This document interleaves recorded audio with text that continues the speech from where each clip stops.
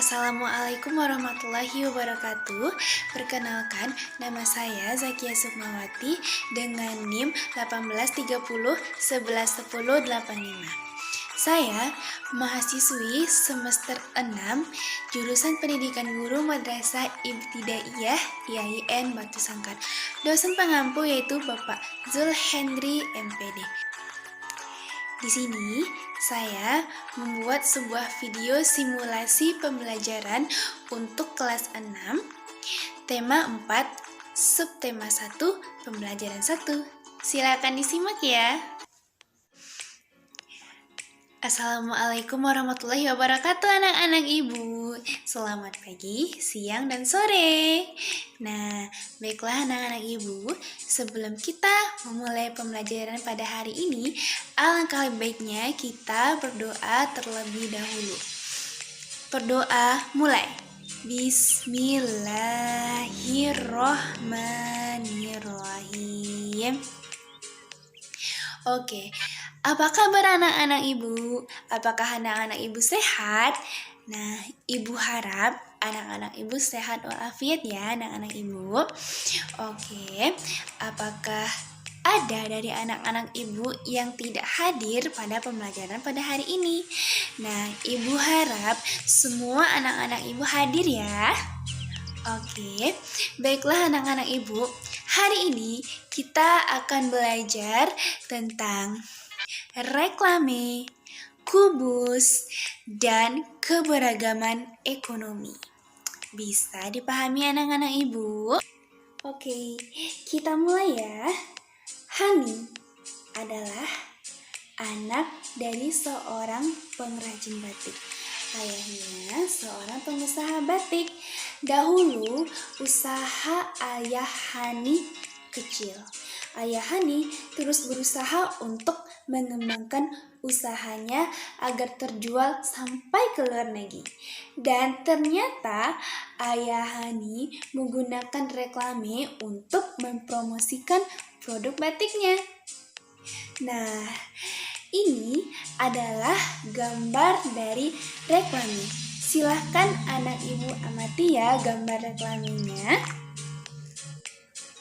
Reklame adalah suatu media atau alat untuk menyampaikan informasi, menawarkan, mempromosi, serta memperkenalkan suatu produk atau jasa kepada khalayak atau banyak orang dengan menggunakan gambar dan kata-kata yang menarik. Reklame merupakan suatu media visual yang memanfaatkan gambar dan tulisan yang diolah sedemikian rupa untuk mengkomunikasikan pesan tertentu kepada masyarakat.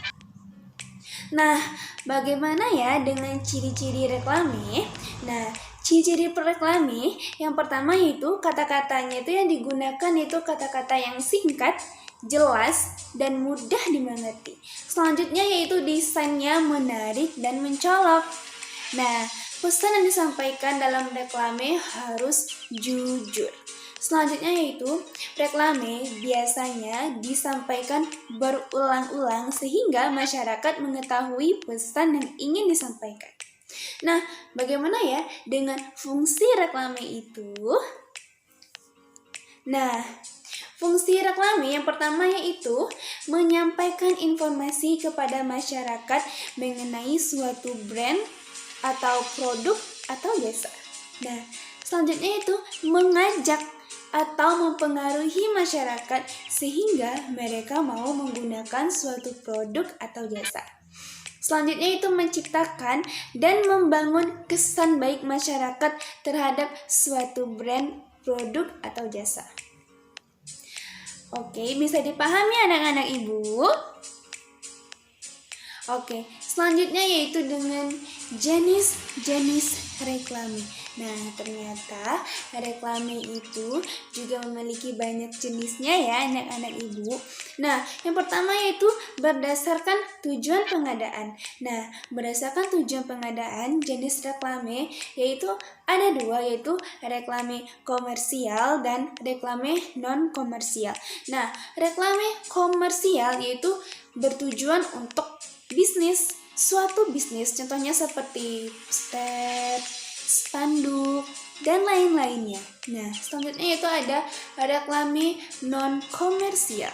Nah, reklame non-komersial ini dibuat untuk kepentingan umum, seperti untuk memberitahu kepada masyarakat bahwa di sini ada tempat untuk mendonorkan darah. Bisa dipahami anak-anak ibu? Nah, selanjutnya yaitu ada berdasarkan sifatnya. Nah, yang pertama yaitu ada reklame peringatan. Nah, biasanya reklame ini dibuat untuk mengingatkan masyarakat untuk melakukan hal tertentu, seperti reklame tertib lalu lintas. Nah, selanjutnya itu ada reklame penerangan, yaitu reklame yang bersifat memberikan informasi kepada masyarakat umum seperti tentang kesehatan dan lain-lain sebagainya. Nah, yang selanjutnya itu ada reklame ajakan atau permintaan, yaitu reklame yang bersifat mengajak atau meminta masyarakat untuk mengikuti ajakan tersebut. Contohnya reklame untuk bantuan bencana. Nah, bisa dipahami anak-anak ibu? Nah, selanjutnya yaitu ada berdasarkan tempat pemasangan. Nah, berdasarkan tempat pemasangan, yang pertama itu ada reklame indoor dan ada reklame outdoor. Nah, reklame indoor itu biasanya dipasang di dalam ruangan. Nah, contohnya seperti brosur dan masih banyak lagi lainnya. Selanjutnya itu ada reklame outdoor, yaitu reklame yang dipasang di luar ruangan. Nah, seperti spanduk, papan nama, dan banyak lagi lainnya. Bisa dipahami anak-anak ibu? Oke, nah selanjutnya itu ada berdasarkan medianya. Pertama itu ada reklame audio, yaitu menggunakan media suara atau bunyi. Nah, sedangkan selanjutnya itu reklame visual, yaitu reklame yang menggunakan gambar. Dan yang terakhir yaitu reklame audio visual, yaitu reklame gabungan dari gambar dan suara. Bisa dipahami anak-anak ibu? Nah, bagaimana ya dengan sebuah kriteria reklame?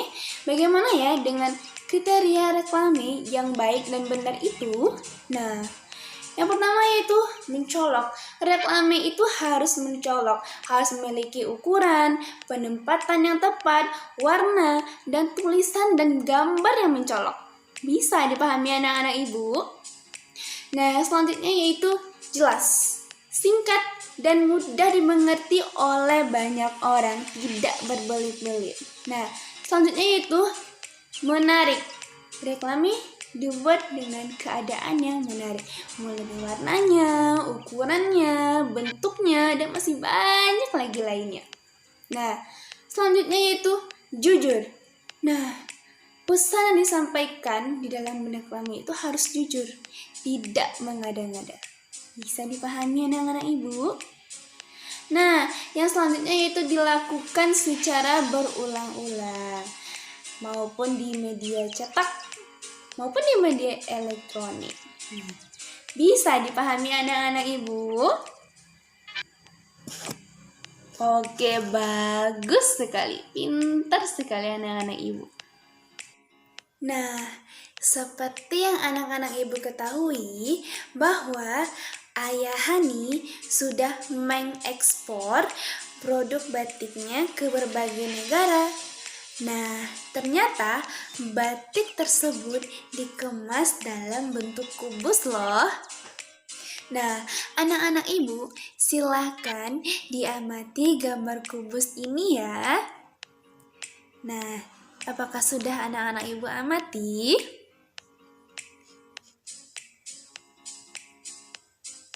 Nah, kubus adalah bangun ruang yang dibatasi oleh 6 sisi yang berbentuk persegi. Kubus mempunyai 6 sisi yang berukuran sama, mempunyai 8 titik sudut dan 12 rusuk yang sama panjang. Nah, bagaimana ya dengan sifat-sifat kubus? Nah, Sifat-sifat kubus yang pertama itu semua sisinya berbentuk persegi. Selanjutnya yaitu memiliki 8 titik sudut. Nah, selanjutnya yaitu memiliki 12 rusuk yang sama panjang. Nah, selanjutnya yaitu memiliki 12 diagonal bidang yang sama panjang. Memiliki 4 diagonal ruang yang sama panjang dan memiliki 6 sisi, dan yang terakhir yaitu memiliki 6 bidang diagonal berbentuk persegi panjang. Nah, apakah anak-anak ibu sudah bisa memahami tentang sifat-sifat kubus? Oke, bagus sekali anak-anak ibu.